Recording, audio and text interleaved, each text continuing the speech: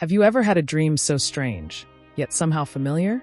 As if it wasn't just yours, but belonged to something ancient, something timeless. These aren't just whimsical thoughts or poetic ideas.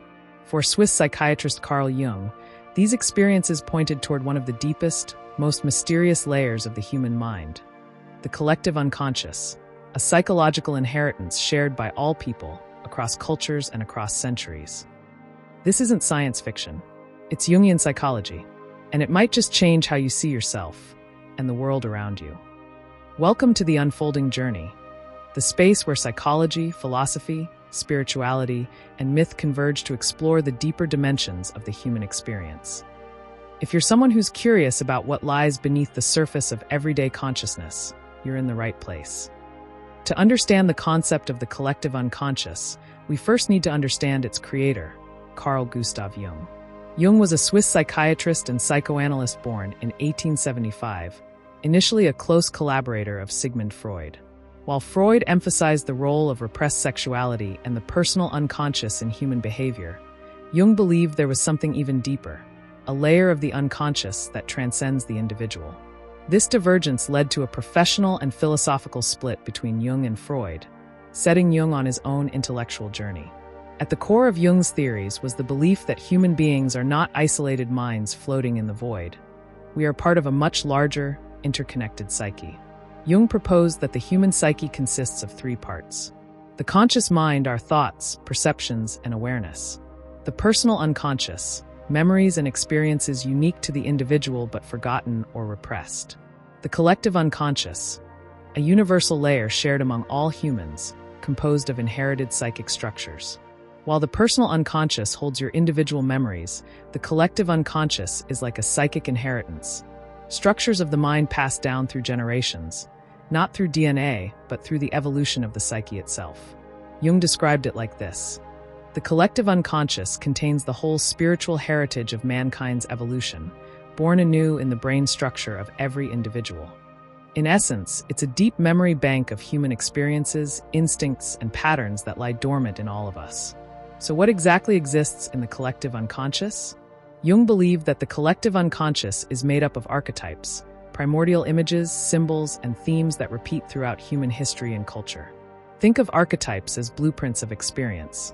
They are not specific memories or stories, but rather patterns that shape how we experience life, love, fear, conflict, and transformation.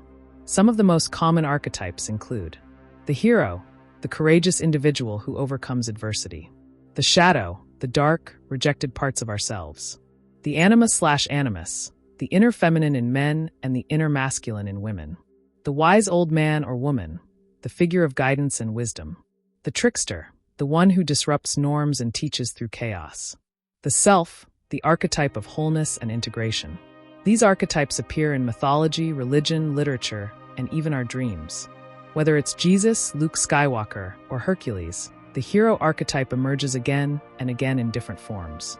But Jung emphasized that these aren't just cultural symbols, they arise from deep within our psyche. They're psychological instincts, much like how birds instinctively know how to build nests.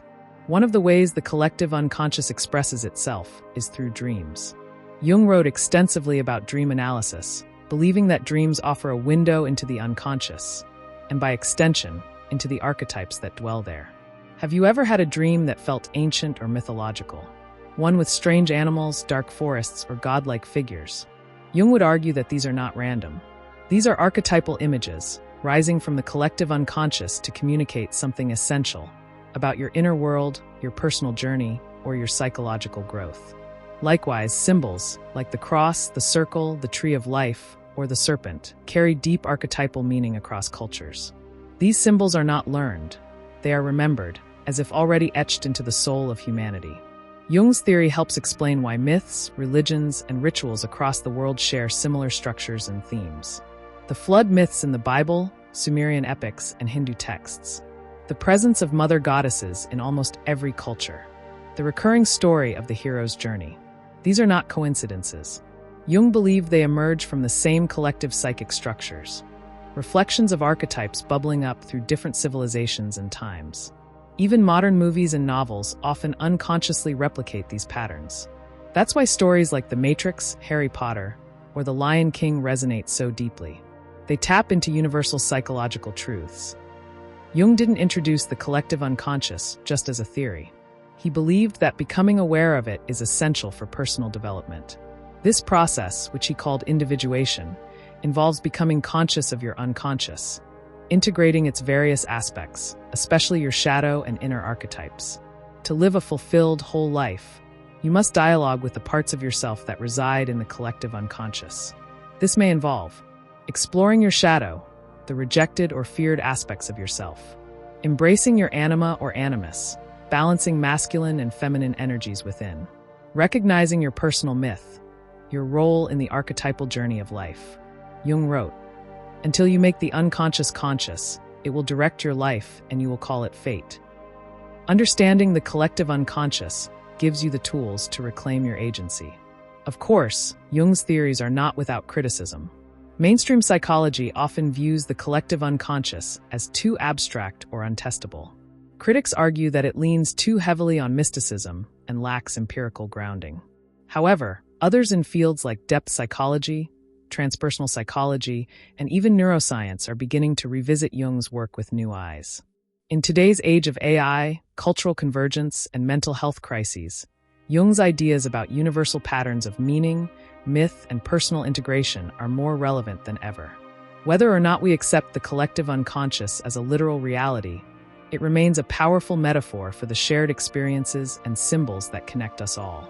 The collective unconscious is not just a relic of early 20th century psychology. It's a living, breathing mystery that continues to shape art, religion, dreams, and identity. Jung invites us to go inward, not just to explore our past, but to connect with the ancient patterns of human nature itself. So the next time you have a strange dream or feel a deep connection to a myth, a movie, or a symbol, consider that you might be brushing against the hidden architecture of the human soul. If this journey into Jung's collective unconscious has sparked something in you, don't stop here. Backhand index pointing right, subscribe to The Unfolding Journey for more explorations into the hidden layers of the mind, mythology, spirituality, and the art of self-discovery. Drop a comment below. Which archetype do you see most active in your life right now? Hit like, share with someone on their own path of discovery, and as always, keep unfolding.